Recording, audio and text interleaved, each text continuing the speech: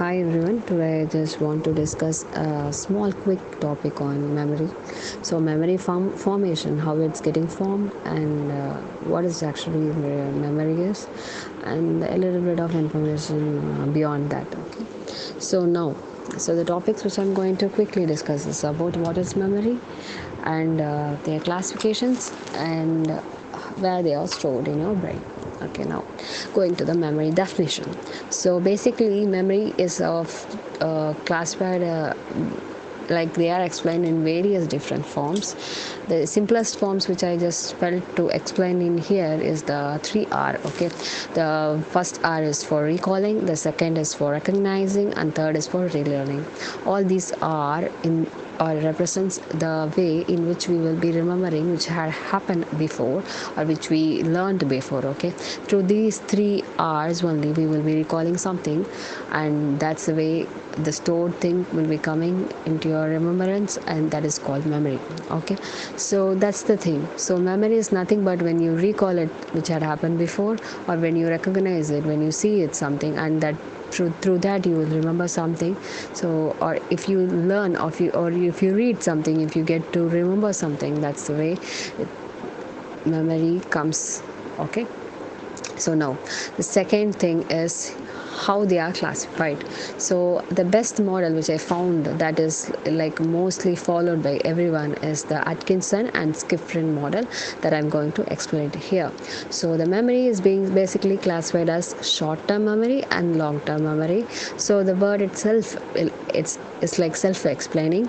Short is for short life period, it will last in your brain, and then it will be not remembered after some times, like more than 1 hour or so it won't be remembered. If that's the thing, then it's coming under the short-term memory, and beyond that, if it's not getting if it's getting remembered, it's said to be long-term memory.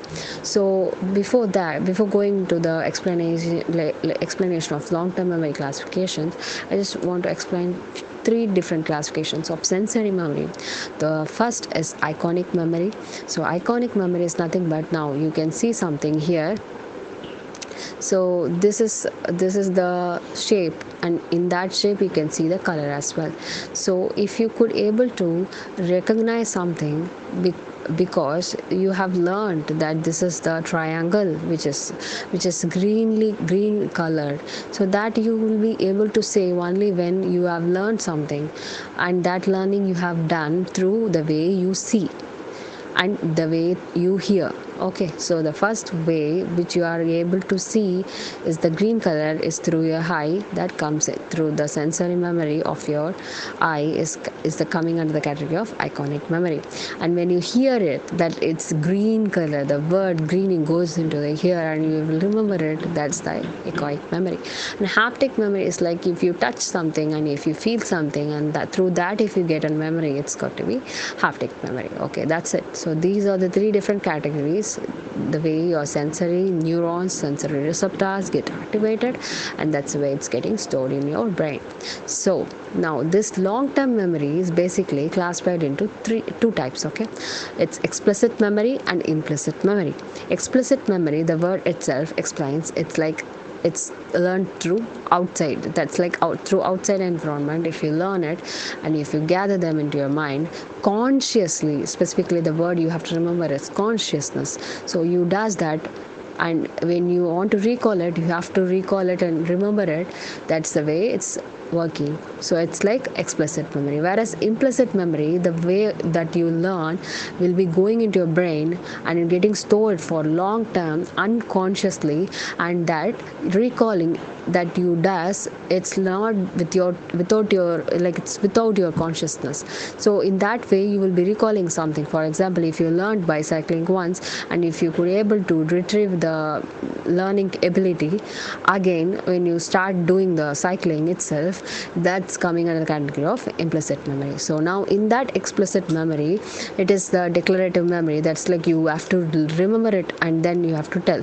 So in episodic memory category, that comes like for a marriage date or something, if you remember it, that's like coming into the category of episodic memory. Whereas in semantic memory, it's like some general knowledge that you learned or gathered through your studies or something, that's coming under the category of semantic memory. Okay, now the classification is over. So something, if you get forgetting, or something you don't remember it, and it's very slightly only you remember, after half of the information is lost, it's only because the way the memory is stored in your brain is not proper. Okay, so why it is not stored proper? It's not stored proper because the sensor memory would have not given a proper signal to your long-term memory storage region, and there it does the wrong storage thing, and that encoding gets failed, and that's why it's not getting retrieved. Whereas even in other case, even though it's getting stored, retrieving capacity of that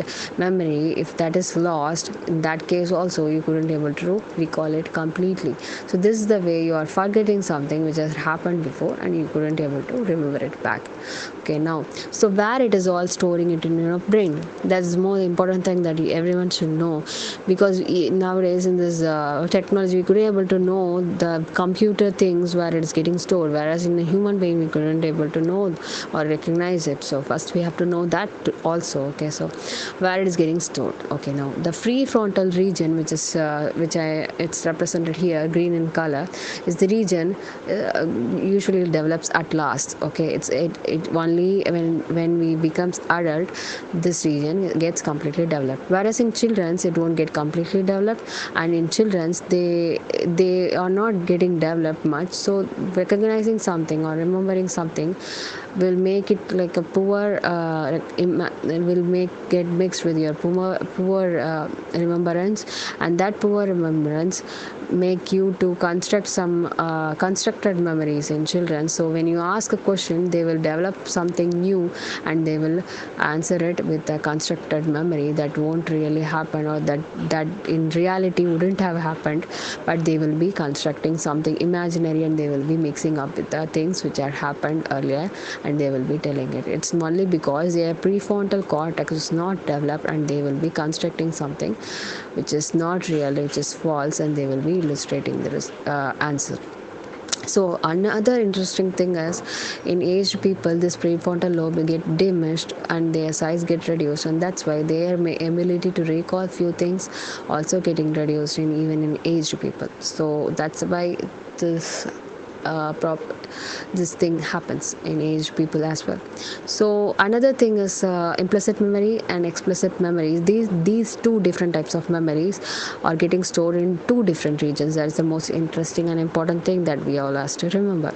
So the frontal lobe, which I explained just now, and addition to that, the hippocampus region, which is here blue in color, these are the two regions where it is getting stored for implicit memory. So implicit memory is nothing but which is stored with your consciousness, and whereas in explicit memory, and whereas implicit memory which is like stored unconsciously, is stored here in the cerebellum region, and it's also stored in the basal ganglia, which is the violet color. So the green color prefrontal cortex and this blue color hippocampus region is the place where our memory is stored consciously with consciousness, and unconscious memories are getting stored in the cerebellum region and also in this basal ganglia, which is the violet color. Okay, so I think I made this point clear.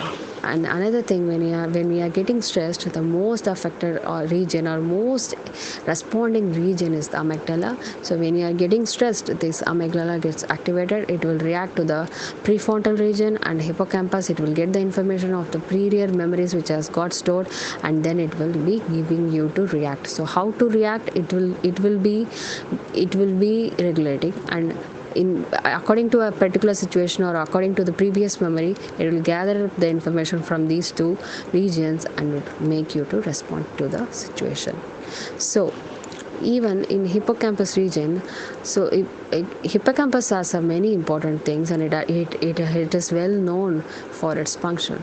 So this hippocampus, when it gets damaged, it will be unable to form a new memories but like it will not affect your new memories. Sorry, it will not affect your new memories, but all your old memories will be lost. So if it's like when you compare with your computer, if this region is getting affected, it will be not affecting your storing of new things, but your old memories will get lost if this region gets affected. That's the thing which you can say. And basal ganglia is the region where whatever you are learning newly will be stored in this basal ganglia region. Okay, now going to the next interesting thing, it's the hippocampus region. So this hippocampus region, when it was like it was get operated in this person, it got removed, and after removal of this region, he developed a new capability. He was showing more increased function of this implicit memory, whereas his explicit memory, which he has to do it with his consciousness,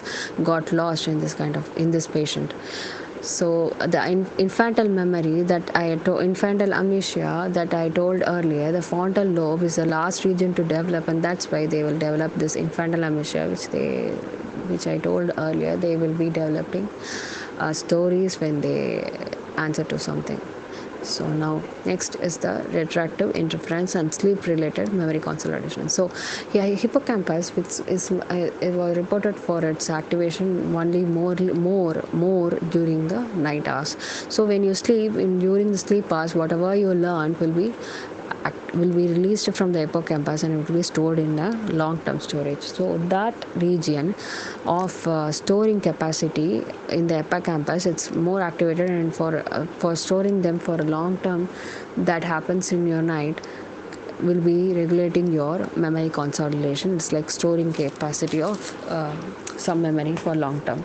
So they have done a study. In that study, they found that when you learn something and when you go for sleep, and then in the morning when you recall it, you have a better memory of it than the person who learned something and who is awake on whole day, and when he could recall something, he couldn't able to recall better than compared to the person who slept and then recalled. So that's the way hippocampus works. So if your hippocampus is getting activated in between and after learning, that will help you to recall few things that even you couldn't do in the other case where I told as a comparison.